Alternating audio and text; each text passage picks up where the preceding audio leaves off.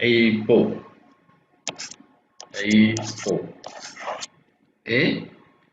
Diagram EIPO.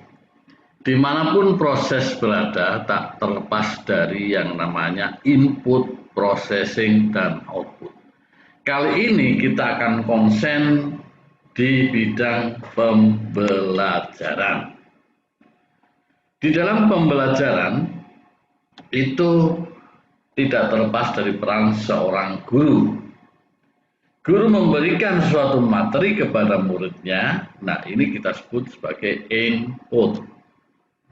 Nah, yang terbawa input itu bisa mencakup bagaimana guru dalam menyampaikan materi pelajaran, ya, kemudian isi materi pelajaran, kemudian sarana dan prasarananya.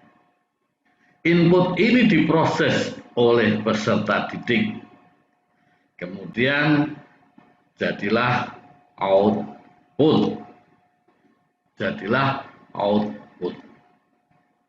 Nah, yang menjadi kendala outputnya ternyata setiap siswa kadang berbeda-beda. Bahkan ada kadang yang sangat mencolok bagusnya, ada yang sangat mencolok tidak bagusnya. Nilainya ada yang A, ada yang E, atau ada yang 9, 10, bahkan ada yang berkisar 0, 1, 2, dan seterusnya. Nah, kalau kita kaji, inputnya ini sama. Ya, inputnya semua siswa sama, karena yang diberikan materi oleh gurunya sama. Banyak lembaga-lembaga yang mengembangkan bagaimana caranya biar inputnya itu bagus, melalui pelatihan-pelatihan, melalui manajemen, dan seterusnya. Tapi alhasil output belum juga bagus, berarti perlu kita sentuh di prosesnya. Ini yang sampai sekarang kita lihat jarang disentuh. Kenapa yang disentuh? Memperbaiki input melulu, sarana prasarana. Tapi bagaimana dengan kondisi siswa? Apakah siswa sudah memiliki keterampilan belajar dengan baik? Apakah siswa memiliki keterampilan bagaimana mencerna sebuah informasi sehingga menjadi sebuah memori yang long term?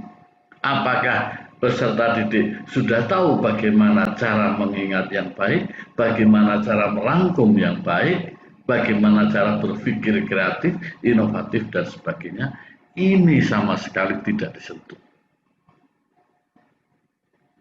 Langsung lewat kasih soal hot, padahal kondisi siswa belum dipersiapkan. Kenapa output ini berbeda? Karena dalam berpikir, dalam thinking, setiap siswa berbeda-beda. Nah, inilah, bayangkan kalau seandainya siswa diberikan semacam SOP tentang thinking. Nah, bayangkan.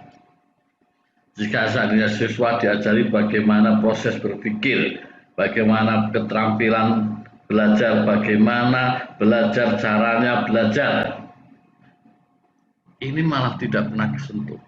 Guru hanya menyampaikan materi, selesai sudah. Tapi keterampilan siswa mencerna materi ini belum pernah disentuh. Seandainya di sini prosesnya diperbaiki, kalau saya anggap setiap siswa punya mesin thinking yang berbeda-beda. Kalau seandainya mesin proses ini diperbaiki, mesin proses ini dikembangkan, ya, diberi keterampilan bagaimana belajar yang baik, diberi keterampilan bagaimana mencerna materi yang baik, membuat materi catatan yang baik, dan sebagainya, saya yakin output ini akan menjadi lebih baik. Apapun output tidak terlepas dari proses. Input diperbaiki, oke, tetapi sepanjang proses masih belum bisa bekerja dengan baik, outputnya pun belum juga maksimal. Oke, ini yang akan saya sampaikan. Ikuti pelatihan bagaimana membuat SOP thinking terhadap siswa. Bagaimana siswa siap belajar dengan baik, bagaimana siswa mampu merangkum materi dengan baik yang mudah dicerna otak, bagaimana siswa mengingat materi yang baik sehingga long term memory. Ikuti trainingnya.